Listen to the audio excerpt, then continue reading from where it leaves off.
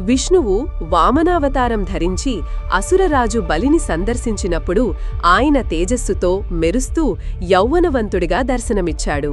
అతని దివ్య కాంతిని చూసి ప్రతి ఒక్కరూ అబ్బురపోయారు.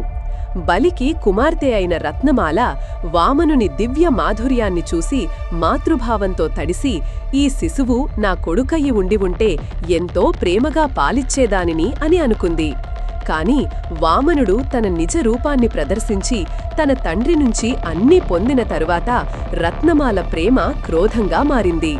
తన తండ్రి అన్నింటినీ కోల్పోతున్న దృశ్యం చూసి ఆమె కోపంతో కాలిపోతూ, ఇతడు నా కుమారుడయ్యి ఉండి ఉంటే పాలను విషపూరితం చేసి చంపేసేదానిని అని అనుకుంది. విష్ణుడు ఆమె చేసిన 2 కోరికలకు తగిన ఫలితాన్ని ఇచ్చాడు. తన కృష్ణావతారంలో రత్నమాల పూతనగా పునర్జన్మ పొందింది. మాతృభావంతో వలన ఆమె శిశు కృష్ణుని పాలించేందుకు వచ్చింది.